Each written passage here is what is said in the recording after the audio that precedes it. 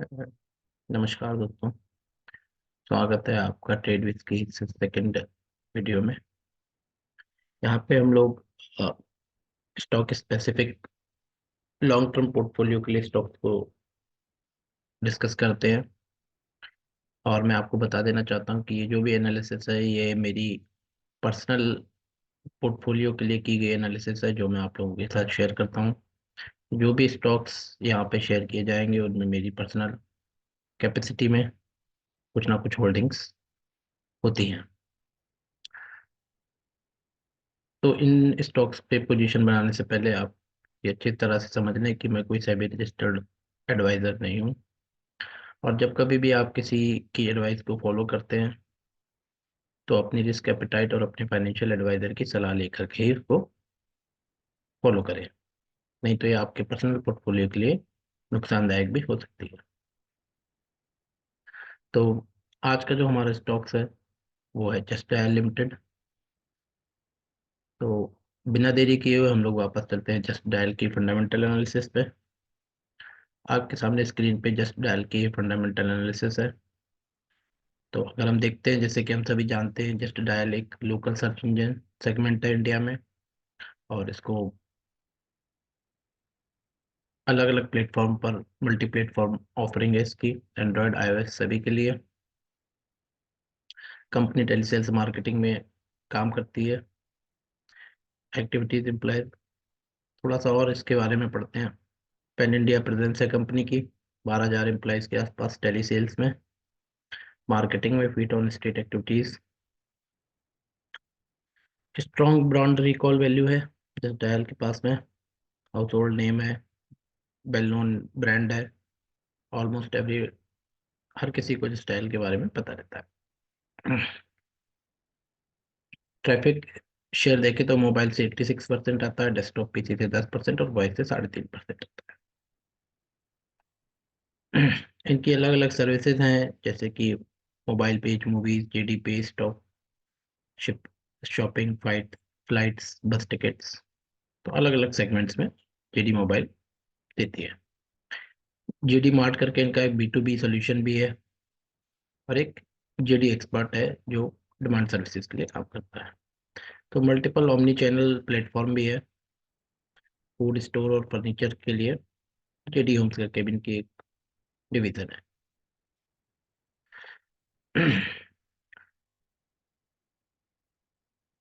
Overall company telemarketing telesales में extended लगती है।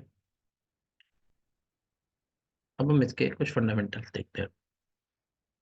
कंपनी का मार्केट कैप है 7,275 करोड़ रुपए, 22 का पीई है।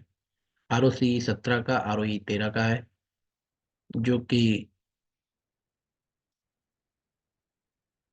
आरओसी 1.70 है और आरओई 1.30 है, जो कि बहुत ज़्यादा लिक्रेटिव नहीं लगता है। यानी कि कंपनी की ने अभी तक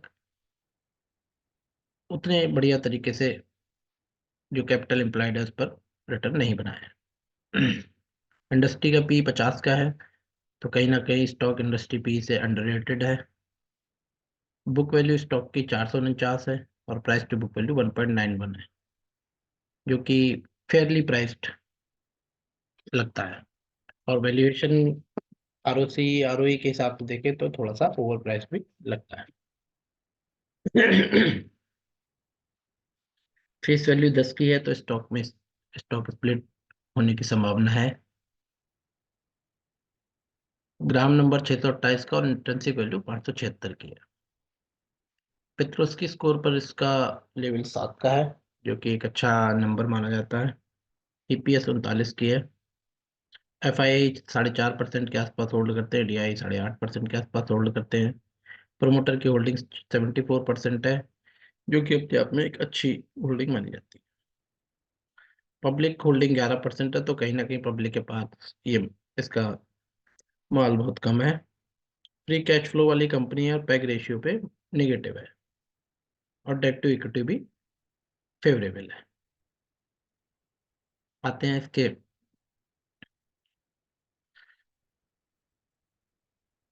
कंपनी के, अगर इसके पीयर ग्रुप से कंपैरिजन करी जाए, जो अलग अलग इस तरीके के प्लेटफॉर्म से सर्विसेज देते हैं।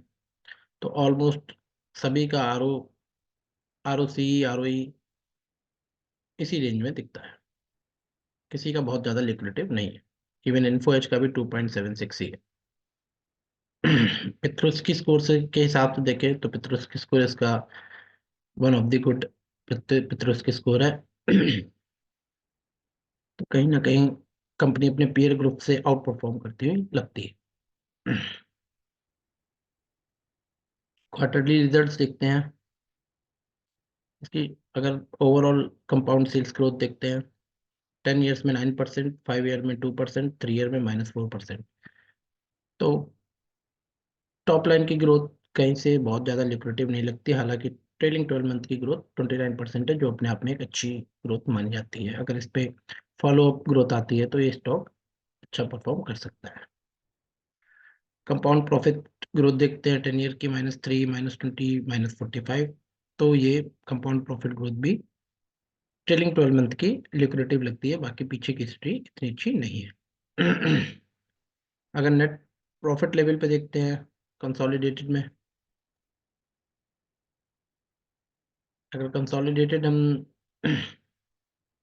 इसकी ऑपरेटिंग प्रॉफिट देखते हैं तो यहाँ से कंसिस्टेंटली मार्च 2020 तक, मार्च 2011 से मार्च 2021 तक की बढ़ा। मार्च 2022 में नेगेटिव हुआ और फिर से एक बार ये बढ़ते हुए क्रम में दिखाई देते हैं। ऑपरेटिंग मार्जिन की परसेंटेज भी अब धीरे धीरे बढ़ती हुई दिखाई देती है। प्रॉफिट बिफोर बिफोर टैक्स की बात करें तो मार्च 2011 से और मार्च 2021 तक ये अल्टीमेटली बढ़ी है, और मार्च 2022 में इसमें एक ड्रॉ डाउन हुआ और फिर से बढ़ती हुई दिखाई देती है। सिमिलर नेट प्रॉफिट पे अगर आप देखें तो जो इसका मेन, इस डेटा को देख के हमें ये लगता है कि मार्च 2022 इस कंपनी के लिए एक बुरा साल था, और कहीं ना कहीं इसकी स्टोरी दोबारा से टर्न अराउंड हो सकती है, जिस हिसाब से इसके प्रॉफिट्स मार्च 2022 के बाद बढ़े हैं। ये इफेक्ट कई बार बेस लाइन की वजह से भी होता है। तो ओवरऑल देखने से ऐसा लगता है कि कंपनी में ग्रोथ एक्सपेक्टेड है। अगर ग्रोथ आती है तो ये स्टॉक अपने नए लेवल्स को देख सकता है। अब आते हैं जस्ट डायल की थोड़ी सी होल्डिंग्स देखते हैं कि किस किस ने होल्डिंग कहाँ कहाँ ले रखी है। एक बार रेशियोज यहाँ पे भी चेक करते हैं। ये आर ओ सी 5.47 का है, फोर, और आर ओ ई 4.59 का है, जबकि स्क्रीनर पे ये थोड़ा सा अलग डेटा दिखा रहा है। बट दोनों ही एवरेज के आसपास है, कोई बहुत लिक्विडेटिव नहीं है। हम इसका शेयर होल्डिंग पैटर्न देखते हैं एक बार। तो एफ आई के पास 4.5%, डी आई के पास 8.5%, और पब्लिक के पास 25% के आसपास का होल्डिंग है। बिग बुल में एक एसोसिएट कंपनी ने अपनी होल्डिंग इसमें बनाई हुई है। और म्यूचुअल फंड होल्डिंग में देखते हैं तो ऑलमोस्ट कई small and mid cap funds ने इसमें अपनी होल्डिंग्स बनाई हुई है, जिसमें से quant small cap, Nippon India small cap, DSP, quant, और कई सारे म्यूचुअल फंड्स के नाम हमें देखने को मिलते हैं। एक बार इसका फंडामेंटल स्कैन भी देखते हैं।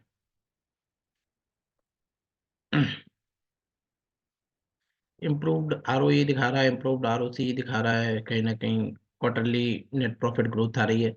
जब भी किसी स्टॉक में टर्न अराउंड स्टोरी होती है तो वो हमें क्वार्टरली लेवल पे पकड़नी पड़ती है, क्योंकि अगर आप उसको 2 साल 3 साल तक के लिए वेट करते हो तो कहीं ना कहीं वो रिस्क रिवॉर्ड आपके फेवर में नहीं दिया जाता और स्टॉक पहले ही भाग चुका होता है। तो हमको क्वार्टरली बेसिस पर अगर ग्रोथ ईयर ऑन ईयर आ रही है और एबिलिटा लेवल पे कंपनी अच्छा परफॉर्म कर रही है तो हमको तो स्टॉक को कंसिडर करना चाहिए एक अर्ली स्टेज पे।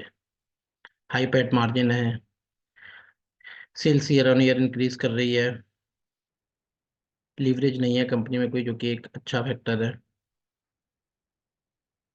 पी थोड़ा सा हाई दिखता है, वैल्यू इंडस्ट्री है, बुक वैल्यू से अबव स्टॉक है, और लो प्लेज है।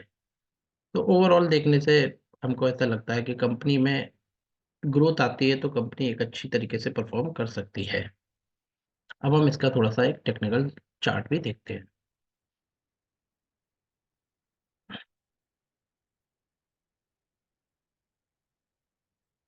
एक बार हम इसके टेक्निकल चार्ट पर नजर मारते हैं।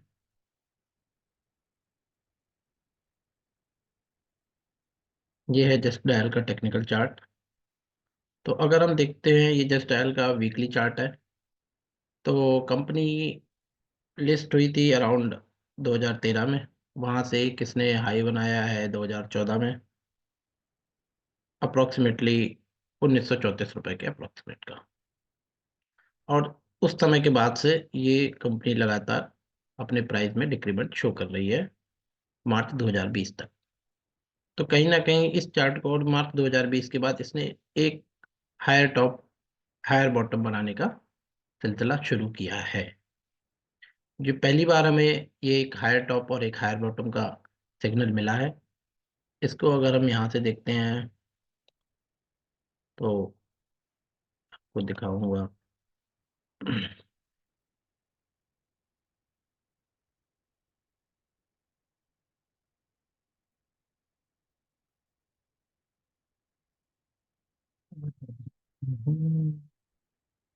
इसको हम, ब्रश कहाँ पे आता है, ब्रश।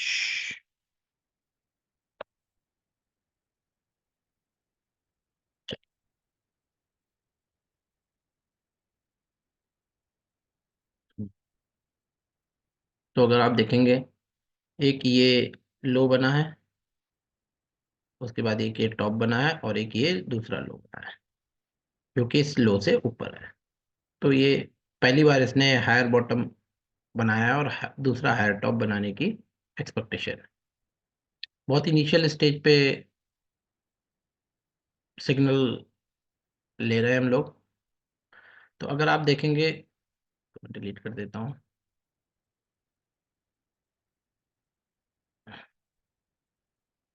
ठीक है, हमारी ड्राइंग डिलीट करते हैं एक बार।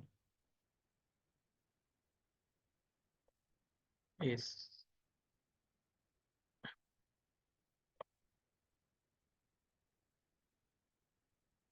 ये सारी ड्राइंग्स को मैंने डिलीट कर दिया। इस चार्ट को थोड़ा सा बड़ा करते हैं। तो जैसे कि मैंने दिखाया, एक लोड,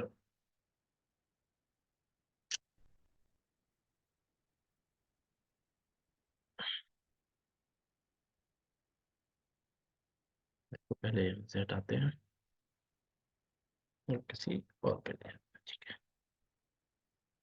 तो जैसा कि मैंने बताया आपको, इसको हम कर्सर पे ले जाते हैं।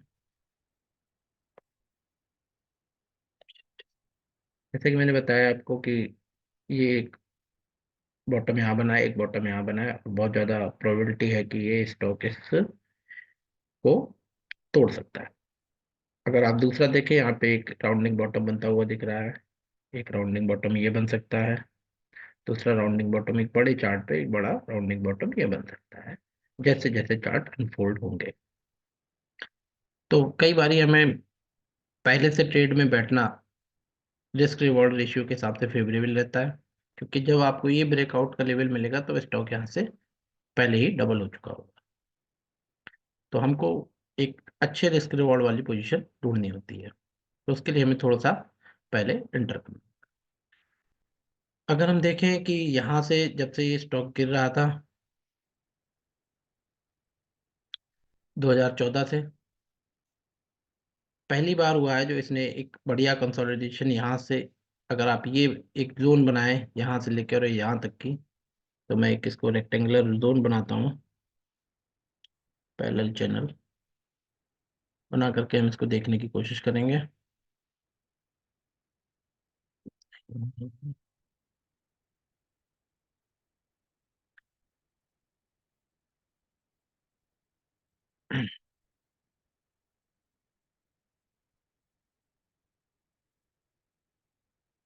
ये अगर हम ये बनाते हैं इस जगह से, तो ये एक जोन बनती है इस स्टॉक की, बड़ी जोन।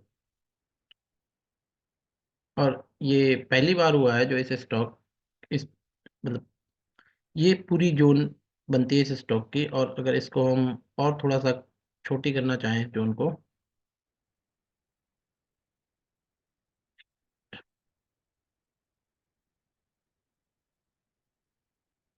दोबारा से हम इसको select- इसके कोऑर्डिनेट से अगर हम इसको थोड़ा सा छोटा करें जोन को, तो ये जोन है जो इसके कंसोलिडेशन की जोन है। और ये जोन ये अप्रोक्सीमेटली 2016 से अभी तक चल रहा है। एक बार इसने यहाँ पे ब्रेकआउट किया भी था, बट ये दोबारा से उसी जोन में आ गया है।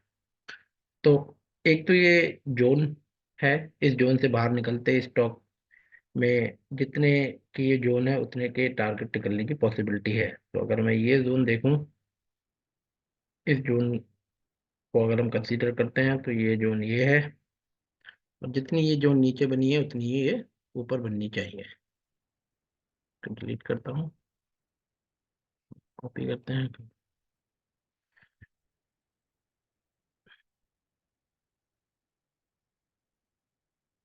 ठीक है, एक बार इसको क्रॉस लेते हैं और यहाँ पे इसको क्लिक किया, कंट्रोल C। ठीक है, तो ये एक हमारा एक छोटा सा टारगेट जो ये निकल सकता है, जो कि अराउंड 1392 का है, जो हमारे इस डायरेक्शन की तरफ हमें एक बड़े राउंडिंग बॉटम बनाने के लिए एक स्टेप आगे ले जाता है। जब ये प्राइस आएंगे तो इस राउंडिंग बॉटम का भी एक पैटर्न कंप्लीट हो चुका होगा, और उस राउंडिंग बॉटम के एक अलग टारगेट बनेंगे। तो अगर मैं ये मानता हूं कि ये बनता है, उस केस में हमारा इस राउंडिंग बॉटम का ही टारगेट कुछ इस तरीके से निकलेगा, जो कि होगा अराउंड दिस। कंप्लीट करते हैं। ये सारी एक प्रिडिक्शंस हैं टेक्निकल एनालिसिस की। हम पहले से क्यों कर रहे हैं? पहले से इसलिए कर रहे हैं क्योंकि अगर हम ब्रेकआउट का वेट करेंगे तो चीज़ें बहुत ऊपर के लेवल पे हमें मिलती हैं। हमें रिस्क रिवॉर्ड रेशियो के हिसाब से अर्ली एंट्री करके छोटे स्टॉप लॉस के साथ स्टेट को फॉलो अप लेना पड़ेगा।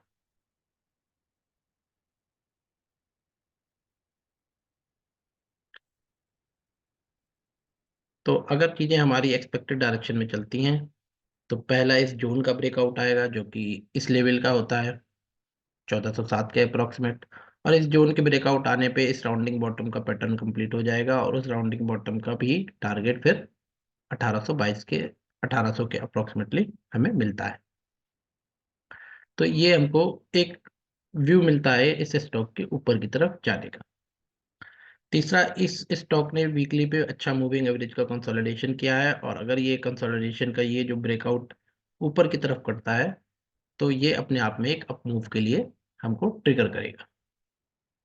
और जब भी कोई स्टॉक अपने वीकली के मूविंग एवरेज से कंसोलिडेट करके ब्रेकआउट करता है, तो उस स्टॉक पे अच्छी कैपेबिलिटी होती है अच्छे स्तरों पे जाने की। तो हमें सोचना चाहिए। तीसरा, अब अगर मैं इस अंदर के पैटर्न को फॉलो अप करने की कोशिश करता हूँ, तो हम इसके लिए थोड़ा सा जूम करते हैं पैटर्न को, और अंदर से देखते हैं कि अब इसमें क्या हुआ है अंदर। तो अगर मैं अंदर देखता हूँ तो मेरे को ये एलिट वेव की 1, 2, 3, 4 और 5 वेव दिखाई देती है। और इस थर्ड के अंदर भी हमको 1, 2, 3, 4 और 5 दिखाई देती है। तो कहीं ना कहीं ये अपने आप में एक बड़े टाइम फ्रेम की फर्स्ट वेव बनती हुई हमको दिखाई दे रही है। और नीचे की तरफ B C A B C X और ABC कहीं ना कहीं डबल जिगजैग के फॉर्म में हमको ये पैटर्न कंप्लीट होता हुआ दिखता है। तो अगर हम इसको मोटा मोटा समझे, मैं इसको एक बार डिलीट करता हूँ।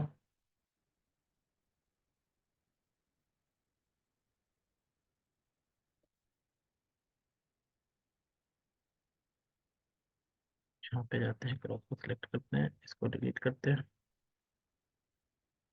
तो ये मोटा मोटा हमको ऐसा दिखता है कि ये एक फर्स्ट वेव इसकी कंप्लीट हुई है इस कोविड के लो के बाद। अब या तो ये करेक्टिव बाउंस बैक, ये फर्स्ट वेव कंप्लीट हुई और ये सेकंड वेव कंप्लीट हुई है यहाँ पर, यहाँ पे इस जगह पे।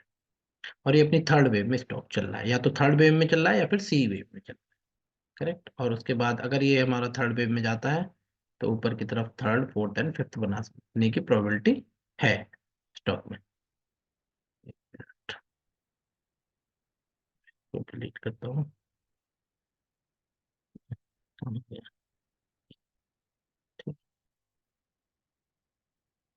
जाते हैं ये फोर्थ वेव और ये फिफ्थ, इस तरीके के फॉर्म में कुछ आगे के पैटर्न बन सकते हैं। या तो ये एबीसी होगा, तो सी के बाद एक रिवर्सल आएगा, वो आगे चार्ट अनफोल्ड होने पे हमें पता लगेगा। या फिर ये थर्ड फोर्थ फिफ्थ की फॉर्म में ऊपर की तरफ चलेगा। और ऊपर की तरफ अगर इसको जाना होगा तभी हमारा ये बड़े टाइम फ्रेम का जो बड़ा राउंडिंग बॉटम है वो बन पाएगा। ये वाला जो बड़ा राउंडिंग बॉटम है वो हमारा तभी बन पाएगा जब ये इस तरीके से हमारे एक्सपेक्टेड फ्लो में जाएगा। ठीक है। तो अगर मैं ये मान के चलता हूँ कि मेरी ये फर्स्ट वेव थी और ये सेकंड वेव है, तो थर्ड वेव मेरी कहाँ पे बन सकती है? तो उसके हम प्रोजेक्शन लगा सकते हैं। एक बार हम उसके प्रोजेक्शन लगा के चेक कर लेते हैं कि हमारे उसके टारगेट क्या आते हैं।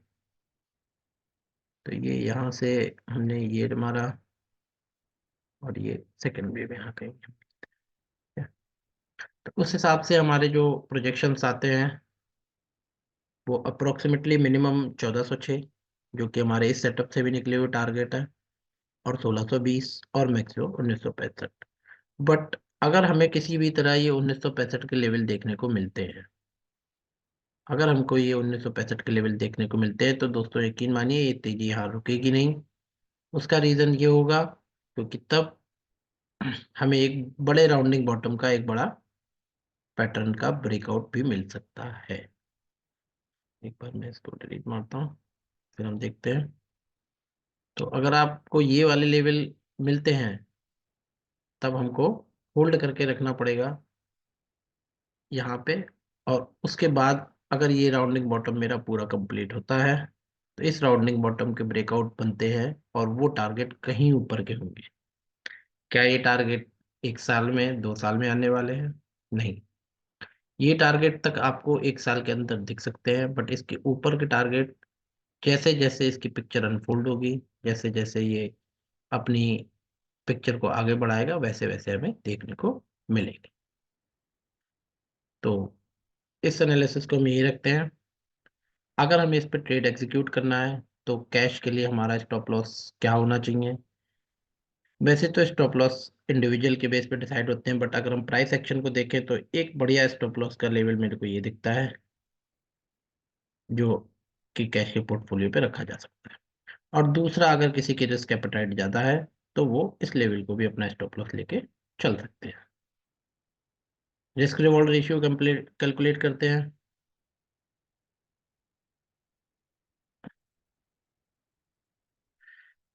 आज का प्राइस है 855, ये प्राइस है 855 और ये स्टॉप लॉस है 663 का।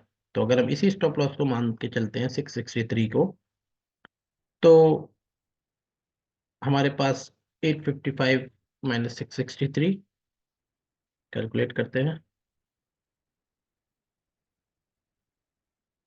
855 माइनस 663 192, यानी अप्रोक्सीमेटली 200 पॉइंट का स्टॉप लॉस बनता है। पहला टारगेट जो हमें दिखाई देता है वो 1406 का है, यानी कि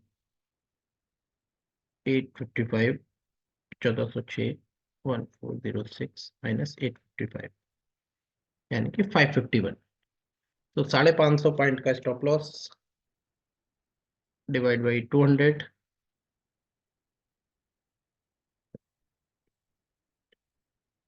जो कि हमारा 1:2 के अप्रोक्सीमेटली 1:2 2.5 का रिस्क रिवॉर्ड रेशियो नजर आता है। और अगर इससे ऊपर के टारगेट हमको देखने को मिलते हैं तो वो 3x और 4x भी हो सकता है। चार्ट एक कंसोलिडेशन जोन से जस्ट निकल रहा है, तो ये ब्रेकआउट फेल भी हो सकता है। ये मानते हुए हमको स्ट्रिक्ट स्टॉप लॉस के साथ जो भी इन दोनों स्टॉप लॉस में आपको ठीक लगता है उस हिसाब से आपको अपनी पोजीशन बनानी चाहिए। मेरे पास इसकी ऑलरेडी होल्डिंग है। और लेट्स सी, देखते हैं कि चार्ट कैसे अनफोल्ड होता है। आज के लिए यहीं पे ख़त्म करते हैं। अगर आपको एनालिसिस अच्छी लगी हो तो इस वीडियो को शेयर करें, लाइक करें, सब्सक्राइब करें और ज़्यादा से ज़्यादा लोगों को भेजें, ताकि और लोग भी इस नॉलेज को समझ के अपने इन्वेस्टमेंट पोर्टफोलियो के हिसाब से गाइडेंस ले पाए और कुछ अच्छा करने की तरफ बढ़ सकें। Thank you.